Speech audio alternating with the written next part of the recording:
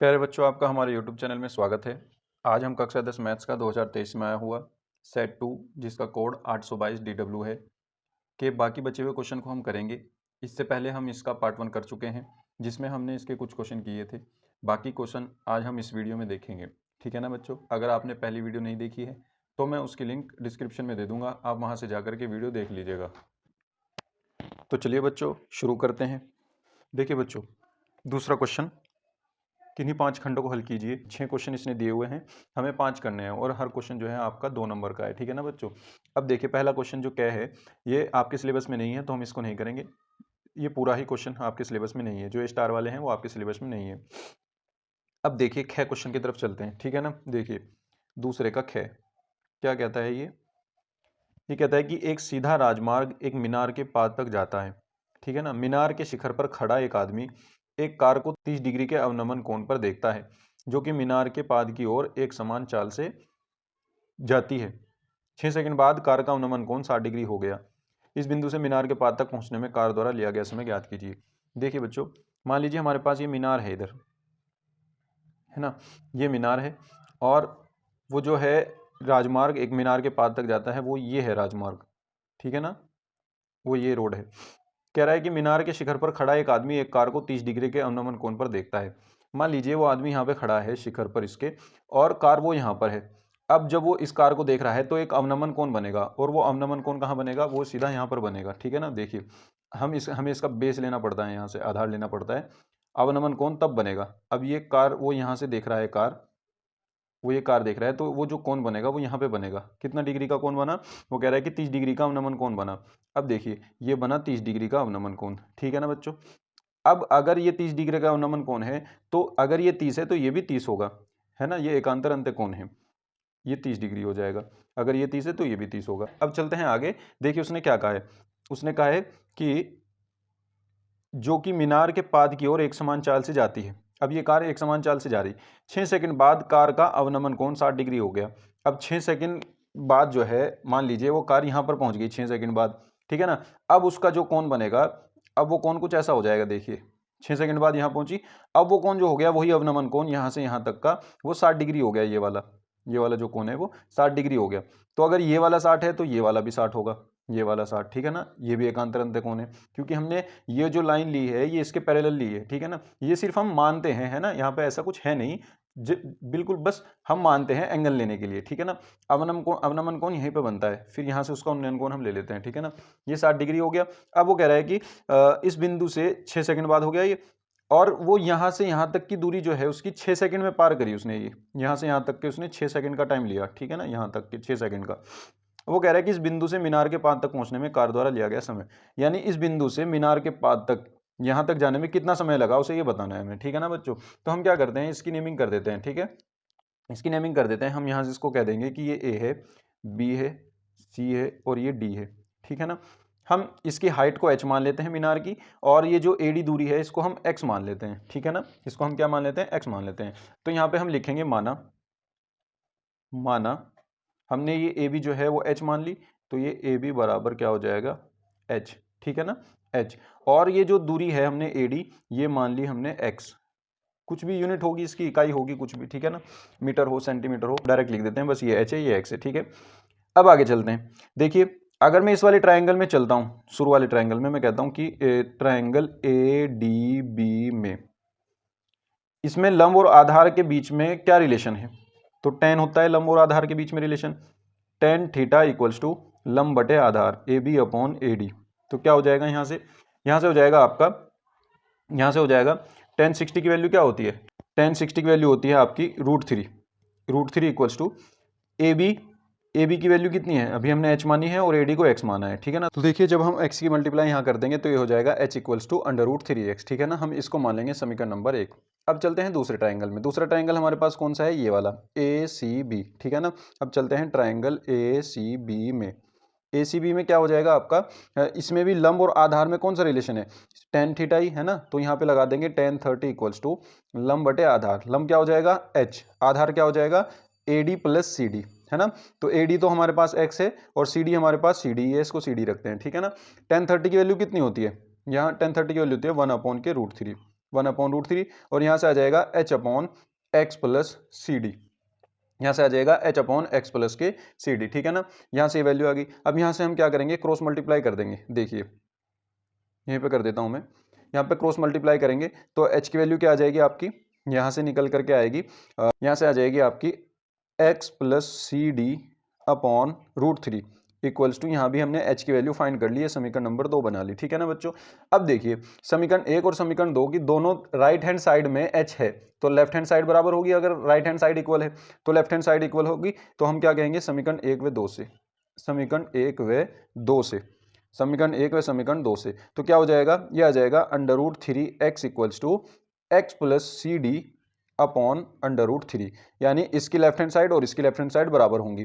√3 की मल्टीप्लाई इसमें करेंगे तो ये आ जाएगा 3x इक्वल्स टू, ये x प्लस सी डी बचेगा, इधर ये बचेगा x प्लस सी डी और यहाँ से आ जाएगा आपका 3x माइनस x, ये हो जाएगा 2x, जब x इधर आएगा तो माइनस हो जाएगा, 3x माइनस x क्या हो जाएगा 2x इक्वल्स टू, ये सी डी बचेगा। तो यहाँ से अगर मैं सी डी की वैल्यू देखूँ, यहाँ से अगर मैं सी डी की वैल्यू देखूँ या x की वैल्यू देखूँ तो x की वैल्यू क्या आ जाएगी, सी डी अपॉन 2 आ जाएगी, ठीक है ना बच्चों।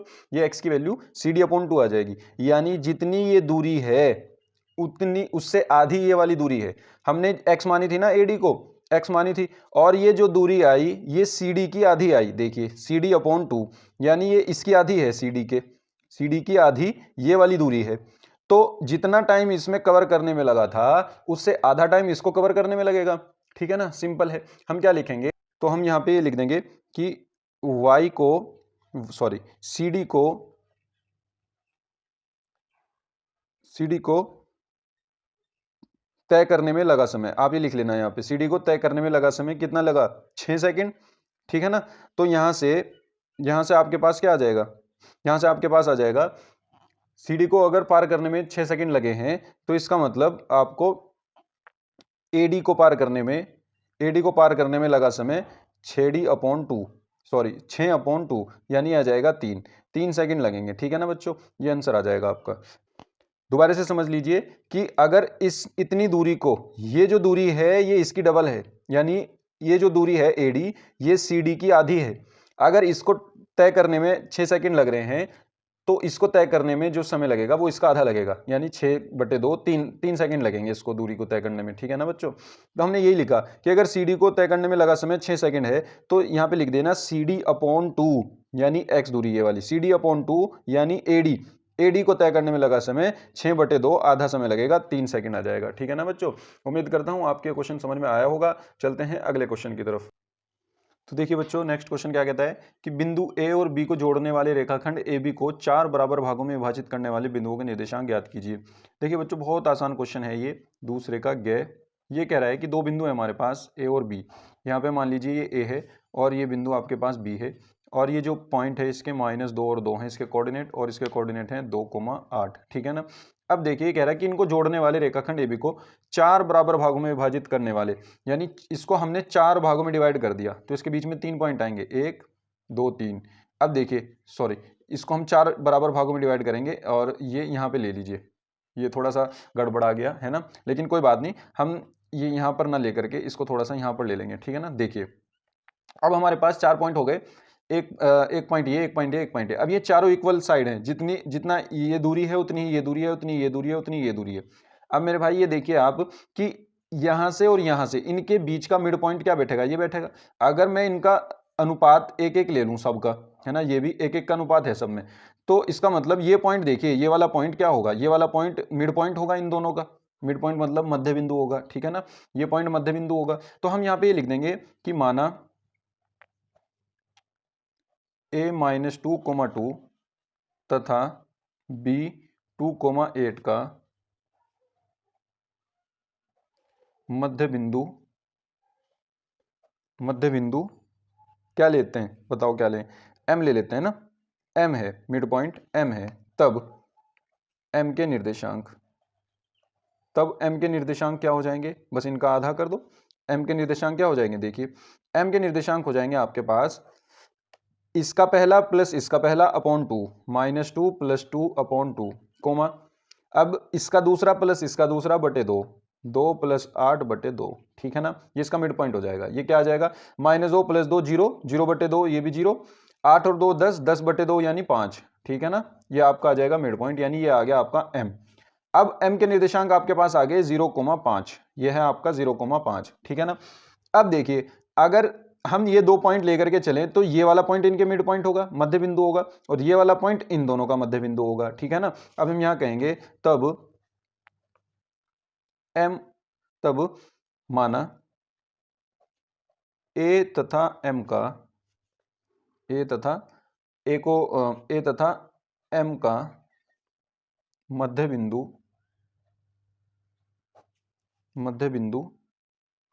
ए तथा m का मध्य बिंदु क्या हमने मान लिया P है, तब P के निर्देशांक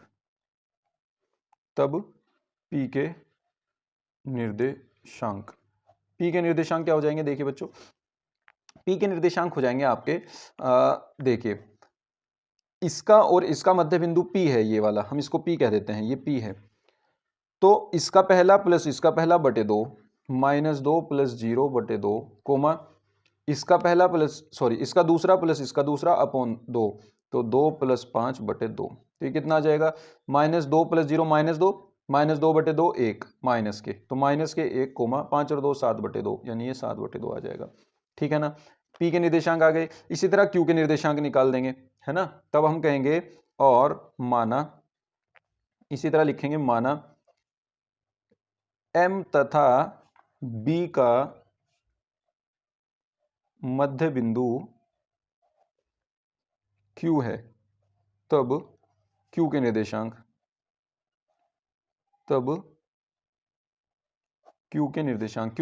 क्या हो जाएंगे बच्चों, देखिए Q के निर्देशांक हो जाएंगे आपके Q बराबर, अब M को देखिए M का पहला प्लस B का पहला अपॉन 2, यानी 0 + 2/2 कोमा इसी तरह करेंगे इसका दूसरा प्लस इसका दूसरा बटे 2, तो ये क्या आ जाएगा, ये आ जाएगा आपका 5 + 8/2, ठीक है ना बच्चों। इसका क्या आ जाएगा 2/2, ये आ जाएगा 1 कोमा 8 और 5 13, 13/2, ये आ जाएगा आपका 13।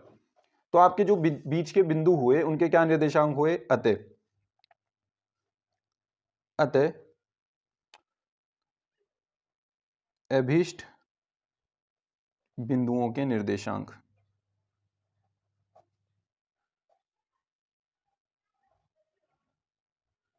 यानी जो पूछे गए थे उनके क्या निर्देशांक हैं।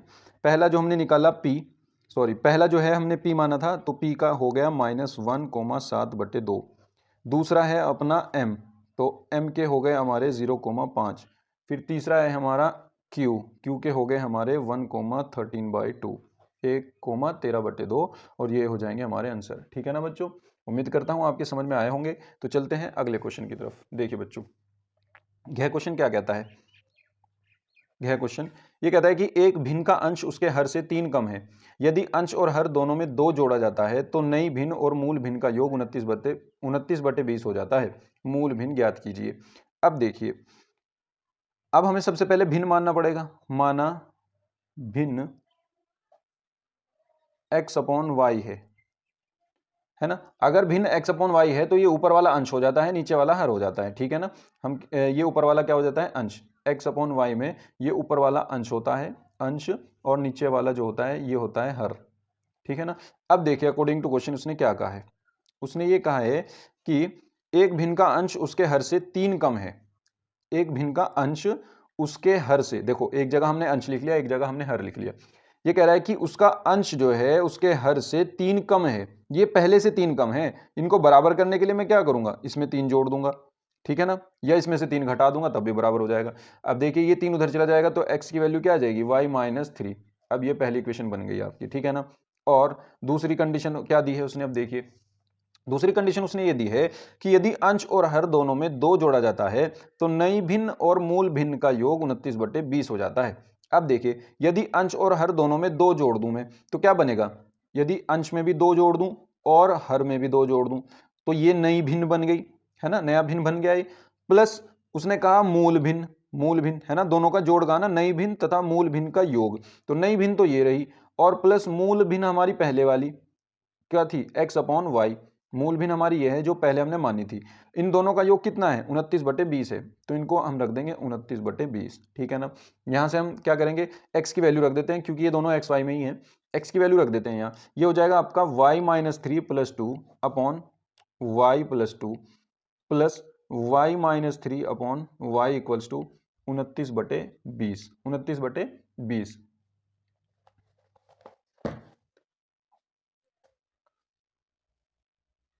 अब देखिए ये क्या हो जाएगा आपका y-1 upon y+2 plus y-3 upon y equals to 29/20, 29/20। अब हम क्या करेंगे, यहाँ से एलसीएम लेंगे और इसको सॉल्व करेंगे, देखिए कैसे होगा।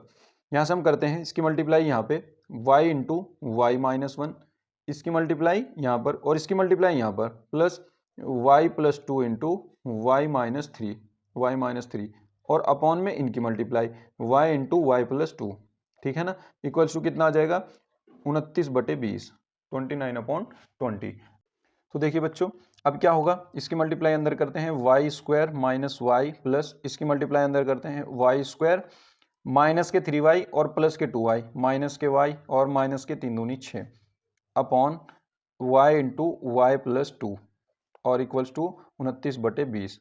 अब देखिए बच्चों यहाँ से क्या आ जाएगा y² प्लस y² 2y² और माइनस y माइनस के 2y और माइनस के 6 और ये आ जाएगा आपका मल्टीप्लाई में इसके आ जाएगा 20, ये वाला इधर मल्टीप्लाई में चला गया और ये पूरा 29 के मल्टीप्लाई में चला जाएगा।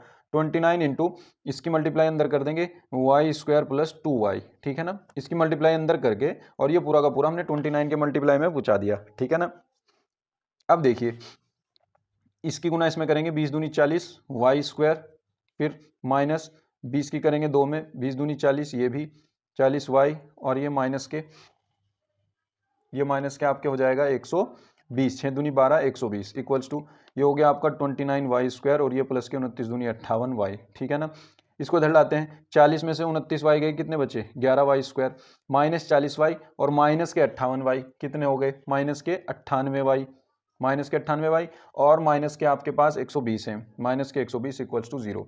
अब जब 120 की आप गुना करोगे 11 में, 120 की गुना करोगे 11 में क्या आएगा 120 गुना 11 ये आएगा आपका 0231 है ना, आपका ये आएगा 1320। यानी 1320 के ऐसे फैक्टर आपको करने हैं कि माइनस करके 98 आए और गुना करके 1320 ही आए, है ना, ऐसे फैक्टर आपको करने हैं। तो क्या आएंगे ऐसे फैक्टर, आपके पास ऐसे फैक्टर आएंगे 110 और 12, ठीक है ना। तो हम यहाँ कहेंगे 11y² माइनस 110y और minus 12 plus 12y minus 120 equals to 0।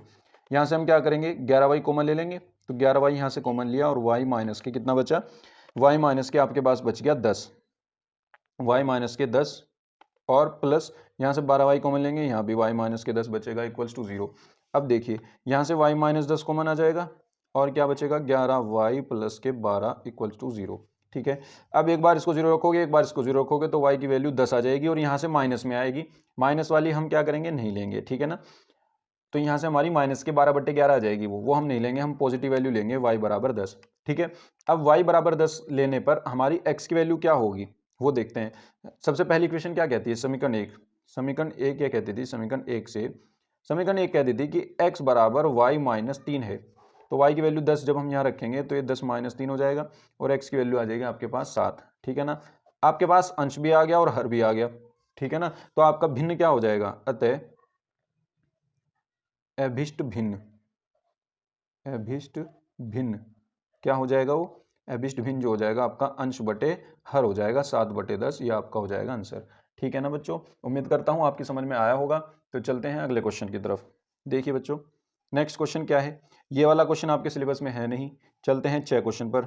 ये वाला क्या कहता है, निम्नलिखित बारंबारता बंटन का माध्य ज्ञात कीजिए। इसका हमें क्या निकालना है, माध्य निकालना है बच्चों। इसका हम क्वेश्चन पहले भी कर चुके हैं और यहाँ भी ये है, ऐसा ही आसान क्वेश्चन है, हो जाएगा, कोई दिक्कत नहीं। सबसे पहले हम क्या करेंगे, टेबल बना लेंगे इसकी, ठीक है ना। माध्य निकालना है हमें तो हम क्या करेंगे, टेबल बना लेंगे। देखिए वर्ग अंतराल लिखते हैं पहले, वर्ग अंतराल में क्या क्या आएगा, जो जो इसने दे रखा है 20 से 60, फिर 60 से 100, फिर 100 से 15, 100 से 150 सॉरी, फिर 150 से 250, फिर 250 से 350, फिर 350 से 450। ठीक है, अब देखिए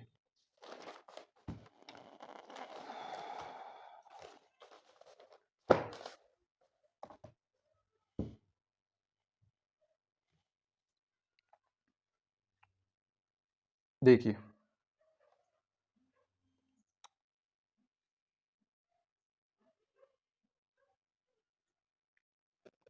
ये वर्ग अंतराल हो गया आपका। अब चलते हैं इसका मध्यमान निकालते हैं। मध्यमान x क्या होगा, देखिए इनको जोड़ करके आधा करेंगे, है ना। 60 और 20 80, 80 का आधा 40, 100 और 60 160, 160 का आधा 80, ठीक है ना। और फिर 150 प्लस 100 250, 250 का आधा 125, ठीक है। 250 प्लस 150 400, 400 का आधा 200, इसी तरह ये आ जाएगा 300, इसी तरह ये आ जाएगा 400। ठीक है बच्चों, यहाँ पे मध्यमान हमने लिख लिया। अब करते हैं हम f, बारंबारता। बारंबारता बारंबारता हो जाएगा आपका, इसको हम f से डिनोट कर देंगे। जो बारंबारता ये नीचे दे रखी है इसने बच्चों, ये वाली, ये हम यहाँ पे लिख लेंगे 7 5 16 12 2 3, ठीक है। अब इसके बाद हम क्या करेंगे, इसके बाद हम निकाल लेते हैं एफ एक्स, ठीक है ना। एफ एक्स क्या होगा, इनकी मल्टीप्लाई करके आएगा, इनकी मल्टीप्लाई करके आएगा, ठीक है ना। हम डायरेक्ट लिख देते हैं मल्टीप्लाई करके, हम लिख लेते हैं 280 और ये आ जाएगा आपका 400, ये आ जाएगा आपका 2000, फिर आ जाएगा आपका 2400, फिर आ जाएगा आपका 600, फिर आ जाएगा आपका 1200, ठीक है।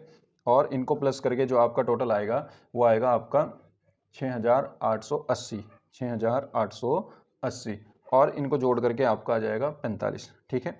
अब देखिए, अब हमें क्या निकालना है, इसका समान माध्य निकालना है। इसका माध्य निकालने के लिए हमें क्या करना होगा, माध्य को x बार से डिनोट करते हैं। माध्य होता है आपका summation of F x upon summation of F, यानी एफ एक्स का जोड़ कितना है 6880, और f का जोड़ कितना है 45, f का जोड़ कितना है 45, ठीक है बच्चों। जब आप इसको डिवाइड करोगे तो आपका आ जाएगा 152.84, ठीक है ना, और ये आपका हो जाएगा आंसर। ठीक है बच्चों, उम्मीद करता हूँ आपकी समझ में आया होगा। तो चलते हैं नेक्स्ट क्वेश्चन की तरफ। तो देखिए बच्चों, नेक्स्ट क्वेश्चन, तीसरा क्वेश्चन क्या कहता है कि एक त्रिभुज का एक कोण दूसरे त्रिभुज के एक कोण के बराबर हो तथा इन कोणों को अंतर्गत करने वाली भुजाएं समानुपाती हो तो सिद्ध कीजिए कि दोनों त्रिभुज समरूप होते हैं। देखिए बच्चों, ये आपकी थ्योरम है, बुक में है ना, ये आपकी थ्योरम है और इस थ्योरम को प्रूफ करेंगे, ठीक है। देखिए तीसरा क्वेश्चन, सबसे पहले हम क्या करते हैं, दो ट्राइंगल बना लेते हैं, ठीक है ना। दो ट्राइंगल बना लेते हैं। एक ट्राइंगल हमारा ये हो जाएगा ABC, ठीक है ना। एक ट्राइंगल हमने ये बना लिया, दूसरा ट्राइंगल हम ये बना लेते हैं, दूसरा ट्राइंगल हमने ये बना लिया। ये इसका नाम दे देते हैं हम ABC और इसका नाम दे देते हैं हम DEF, ठीक है ना बच्चों। अब देखिए हम यहाँ कहेंगे इसको कि दिया है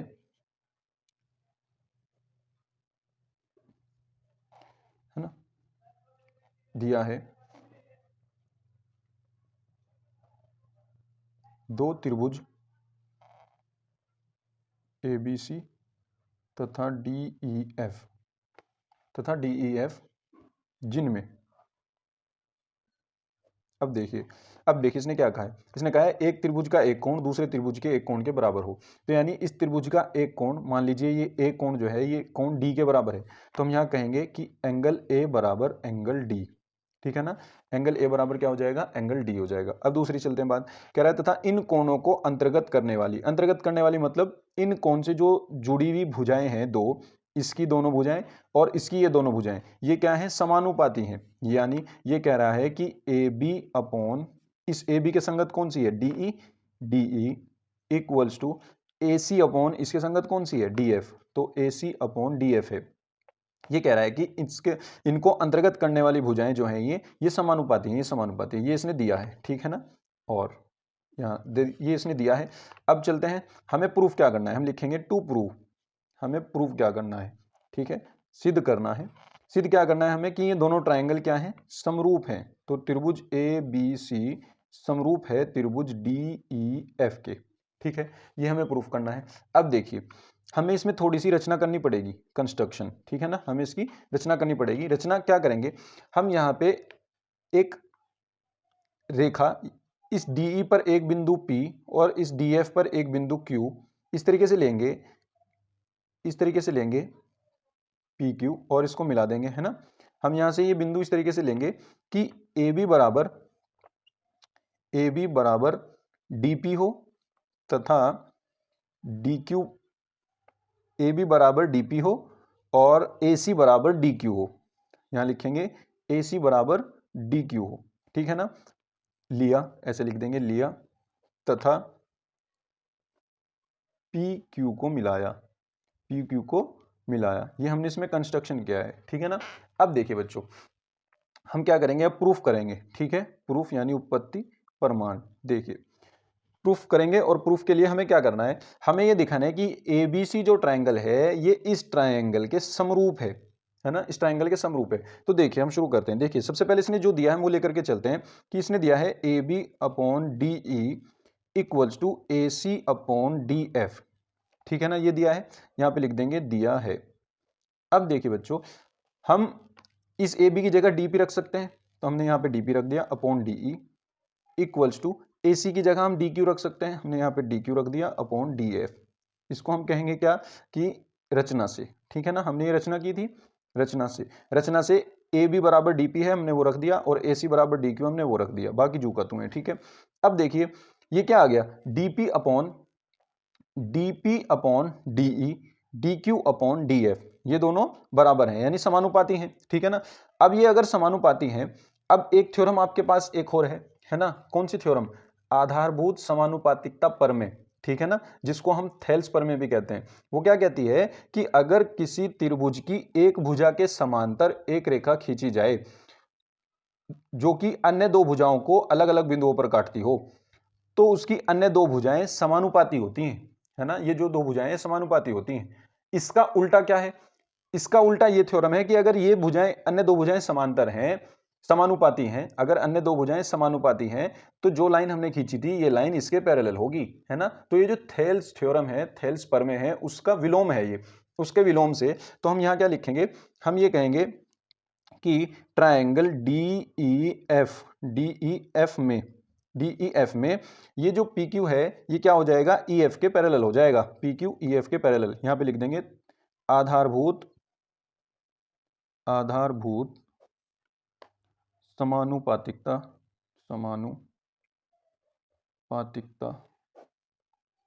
प्रमेय से ये क्या हो जाएगा, आपका आ जाएगा कि जो PQ है ये पैरेलल हो जाएगी EF के।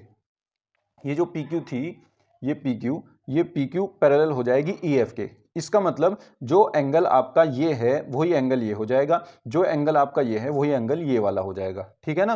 तो हम क्या कहेंगे, एंगल, तो हम यहां पे कहेंगे, देखिए हम कहेंगे कि एंगल जो P है वो एंगल E के बराबर हो जाएगा, और एंगल जो आपका Q है, एंगल Q वो हो जाएगा आपके एंगल F के बराबर, ठीक है ना।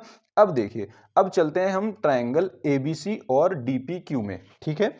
देखिए ट्रायंगल ABC तथा ट्रायंगल DPQ में अब देखिए हमारे पास दो चीजें थी। पहले तो सबसे पहले ये देखिए, हमने जो AB बराबर DP लिया था, है ना, रचना से। तो AB बराबर हमारे पास क्या है, DP है, इसकी AB इसकी DP बराबर है, और इसकी AC और इसकी DQ ये भी दोनों बराबर हैं रचना से, ये दोनों क्या है, रचना से हैं, ठीक है ना। अब देखिए दो चीज तो हमारे पास साइड हो गई, और एक चीज एंगल हो गई। एंगल क्या है, एंगल A बराबर एंगल D, ये तो दिया है उसने, ठीक है ना। तीन चीजें हो गई। इन तीनों चीजों से क्या पता चला कि ये जो त्रिभुज है by SAS side, angle side, सर्वांग समता से, सर्वांग समता से। तो इस सर्वांग समता से क्या हुआ, SAS सर्वांग समता से ये दोनों त्रिभुज ABC सर्वांग सम हो गया किसके, त्रिभुज DP, ये D है, ये P है, ये Q है, त्रिभुज ABC सर्वांग सम हो गया त्रिभुज DPQ के। अगर ये दोनों त्रिभुज सर्वांग सम हो गए हैं, देखिए अगर ये दोनों त्रिभुज सर्वांग सम हो गए हैं ABC और DPQ, तो इसका मतलब संगत कोण, इसके सारे कोण इसके संगत कोण के बराबर होंगे, ठीक है ना। तो हम क्या कह देंगे, हम इसको ये कह देंगे कि अतः CPCT से, CPCT क्या कहती है? Corresponding part of congruent triangle, यानी सर्वांगसम त्रिभुजों के जो संगत भाग हैं वो बराबर होते हैं, है ना। तो ये क्या हो जाएगा? एंगल ए बराबर हो जाएगा आपका एंगल डी, ये तो दे ही रखा है उसने। एंगल बी बराबर हो जाएगा एंगल पी के, और एंगल सी बराबर हो जाएगा एंगल क्यू के। अब देखिए एंगल बी बराबर तो एंगल पी है, और एंगल पी जो है वो एंगल ई के बराबर है, ऊपर देखिए यहाँ पे, है ना। तो इसका मतलब एंगल जो बी हो जाएगा, एंगल बी हो जाएगा आपका यहाँ से, एंगल बी हो जाएगा, एंगल बी हो जाएगा आपके एंगल ई के बराबर, एंगल ई के बराबर, है ना। यहाँ पे मैं कह देता हूँ समीकरण एक, इससे हो जाएगा इस समीकरण एक से, ताकि आसानी रहे, है ना। और एंगल सी किसके बराबर हो जाएगा? एंगल क्यू के। एंगल क्यू क्या है? एंगल एफ के बराबर, तो ये एंगल एफ के बराबर हो जाएगा, ठीक है ना। ये एंगल एफ के बराबर हो गया। अब देखिए आपके पास एंगल ए डी के बराबर हो गया, बी ई के बराबर हो गया, सी एफ के बराबर हो गया। देखिए यहाँ पे देखिए एंगल ए तो डी के बराबर हो गया, बी ई के बराबर हो गया, सी एफ के बराबर हो गया। अगर तीनों एंगल बराबर हो गए तो हम क्या कह सकते हैं? हम कह सकते हैं बाई, हम कह सकते हैं ए एंगल एंगल एंगल समरूपता की कसौटी से, होती है ना समरूपता, ये समरूपता की कसौटी, कसौटी से ये क्या हो जाएगा? त्रिभुज ए बी सी समरूप हो जाएगा त्रिभुज डी ई एफ के, ठीक है ना बच्चों। और ये हमारा प्रूफ हो जाएगा। तो बच्चों उम्मीद करता हूं आपकी समझ में आया होगा, ठीक है ना। चलते हैं अगले क्वेश्चन की तरफ। तो देखिए बच्चों, ये आपके सिलेबस में नहीं है, ये भी आपके सिलेबस में नहीं है। चौथे का जो अथवा में दे रखा है ये आपके सिलेबस में है, और पांचवे के दोनों आपके सिलेबस में नहीं है। यानी हमारा एक क्वेश्चन रहता है, हम इसको देखते हैं और फिर इसके बाद हमारा ये क्वेश्चन, ये पेपर कंप्लीट हो जाएगा, ठीक है। देखिए फोर्थ का हमारा, कौन फोर्थ का? बस फोर्थ ही है ना। एक मोटर बोट है जिसकी स्थिर जल में चाल 18 किलोमीटर प्रति घंटा है, 24 किलोमीटर धारा के प्रतिकूल जाने में तथा वही दूरी धारा के अनुकूल वापस आने की अपेक्षा 1 घंटा अधिक लेती है, तो धारा की चाल ज्ञात कीजिए। देखिए बच्चों, मान लेते हैं ये ऐसे कह रहा है, ये ऐसे कह रहा है कि एक नाव है और जो है वो, देखिए मान लीजिए ये नहर जा रही है यहां से यहां तक, ठीक है ना। ये नहर जा रही है और एक जो है इसकी जो नहर की जो दिशा है वो ऐसे बह रही है ना, इस साइड नहर की दिशा है ये, ऐसे इधर की साइड, ठीक है ना। अब एक नाव चली, यहां से एक नाव चली, और वो उसकी चाल जो है वो 18 किलोमीटर प्रति घंटा है, नाव की चाल स्थिर जल में, है ना। तो ये इधर जाएगी 18 किलोमीटर प्रति घंटे की चाल से, और धारा की चाल हमने x मान ली, ठीक है ना। तो जब ये इधर जाएगी, और ये कह रहा है कि जो यहां से यहां तक जाने में इसने जितना समय लिया और वापिस आने में जितना समय लिया वो 1 घंटा ज्यादा था जो वापिस आने में समय लिया, ठीक है ना। जब ये वापस आएगी ये विपरीत दिशा हो जाएगी। जब आप जो है देखिए आप साइकिल चलाते होंगे, है ना। जब आप जिस साइड हवा का रुख होता है, अगर आप उस साइड साइकिल चला रहे हैं तो आपकी साइकिल आप जितनी तेज चला रहे हैं उससे तेज जाएगी, ठीक है ना। लेकिन जब आप हवा के रुख के विपरीत चलाते हैं, जिस तरफ हवा चल रही है, और आप अगर उसकी उल्टी दिशा में साइकिल चलाएंगे तो आपको थोड़ा ज्यादा मेहनत करनी होगी साइकिल चलाने के लिए, है ना। आप जितनी तेजी से चलाना चाह रहे हैं वो उतनी तेजी से नहीं चलेगी, क्योंकि उसमें धारा, जो हवा की धारा है उसका उस पर फोर्स लग रहा है, ठीक है ना। वो हवा उसको रोक रही है। ऐसे ही क्या होगा, जब ये नाव इसकी विपरीत दिशा में आएगी तो इधर से जो पानी बह रहा है वो उसकी चाल को कम कर देगा, ठीक है ना। अब देखिए हम क्या करते हैं, मान लेते हैं धारा की चाल, माना धारा की चाल x किलोमीटर पर घंटा है, ठीक है ना, x किलोमीटर प्रति घंटा है, तथा बोट की स्थिर जल में चाल, स्थिर जल में चाल कितनी है? इसने दी है 18 किलोमीटर प्रति घंटा, तो 18 किलोमीटर प्रति घंटा, किलोमीटर पर आवर, ठीक है ना। अब देखिए, अब हमें इसकी धारा की दिशा में भी चाल अलग से निकालनी पड़ेगी और धारा की विपरीत दिशा में अलग से निकालनी पड़ेगी, ठीक है ना। तब धारा के अनुकूल, धारा के अनुकूल दिशा में बोट की चाल, जो मोटर बोट है उसकी चाल क्या होगी? जब धारा के अनुकूल चलेगी वो इधर से, तो धारा उसको तेजी से ले जाएगी, है ना। तो यानी वहां धारा की जो चाल होगी और जो नाव की चाल होगी दोनों जुड़ करके उस चाल से चलेंगे। तो यहां से क्या हो जाएगा, ये दोनों की चाल जुड़ जाएगी, x+18 हो जाएगा, ठीक है ना।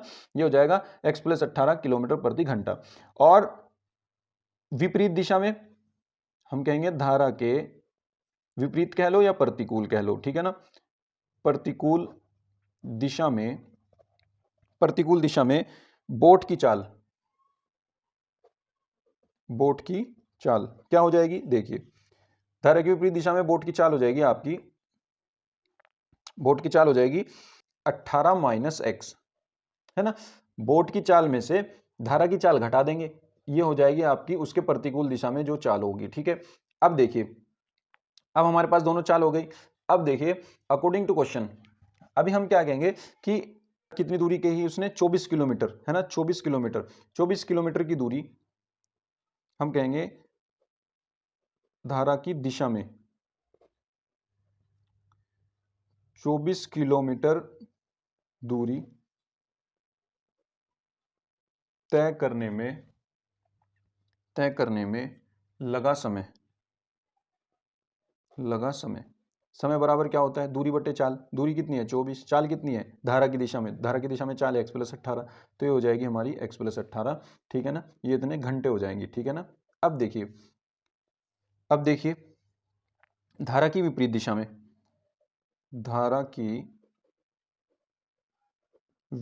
दिशा में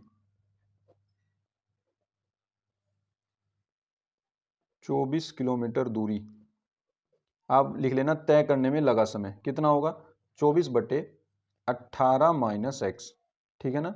इतने घंटे लगे। अब देखिए अकॉर्डिंग टू क्वेश्चन उसने ये कहा है, अकॉर्डिंग टू क्वेश्चन कि जो धारा के विपरीत दिशा में उसने 1 घंटा ज्यादा लिया है उससे, जब वो धारा की दिशा में चल रहा था। तो इसका मतलब जब आप ये दोनों टाइम को एक जगह लिखोगे ऐसे और इसको लिख दोगे इधर, ये तो है धारा की दिशा में और ये है धारा की विपरीत दिशा में लिया गया समय। अब ये जो धारा की विपरीत दिशा में उसने 1 घंटा ज्यादा लिया, तो ये 1 घंटा ज्यादा है। इनको बराबर करने के लिए मैं क्या करूंगा, इधर 1 जोड़ दूंगा, ठीक है ना, ये बराबर हो जाएंगे, ठीक है। बस अब इनको यहां से हम सोल्व कर लेंगे। देखिए बच्चों कैसे सोल्व करेंगे, 24/18 minus X equals to 24 plus X plus 18 upon X plus 18। Cross multiply करेंगे तो क्या हो जाएगा, ये देखिए ये हो जाएगा 24 into X plus 18 equals to 24 plus 18 कितने हो गए 42, तो ये हो जाएगा 42 plus x into 18 minus x. इनकी गुना करेंगे 24x प्लस 24 के 18 में करेंगे तो गुना क्या आएगा आपका, आ जाएगा 432 इक्वल्स टू 42 की 18 में करेंगे तो आएगा 756 और फिर 42x माइनस के 42x प्लस के 18x तो कितने आ जाएगा माइनस के 24x। अब माइनस के 24x और माइनस प्लस माइनस माइनस के एक्स स्क्वायर को इधर ले जाओ, प्लस के हो गया एक्स स्क्वायर, 24x भी इधर ले आओ, 24x इधर पहले से रखे हैं तो कितने हो जाएगा 48x और 756 में से आपका घट जाएगा 432, ठीक है ना। जब ये इधर आएगा माइनस हो जाएगा तो माइनस में कितना बचेगा, घट करके बचेगा 324 इक्वल्स टू 0। अब जब आप इसके फैक्टर कर लोगे बच्चों, इसके फैक्टर कर लोगे तो इसके फैक्टर करने के बाद आपका क्या आ जाएगा, वो होंगे 54 और 6, तो यानी यहां से आपका आ जाएगा x + 54 और x - 6, तो यहाँ से आप इक्वल्स टू 0, तो यहाँ से जब आप वैल्यू रखोगे तो x की वैल्यू क्या आ जाएगी, प्लस के 6 किलोमीटर/आवर आ जाएगी। यही आपका आंसर हो जाएगा, ठीक है ना बच्चों, ये आंसर हो जाएगा। उम्मीद करता हूँ आपकी समझ में आया होगा और इसी के साथ हमारा ये क्वेश्चन कंप्लीट होता है और इसी के साथ ये हमारा पेपर कंप्लीट होता है। मिलते हैं नेक्स्ट वीडियो में नेक्स्ट कोड को लेकर। वीडियो अच्छा लगा हो तो लाइक कीजिए, अपने दोस्तों में शेयर कीजिए और चैनल को सब्सक्राइब कीजिए। Thank you.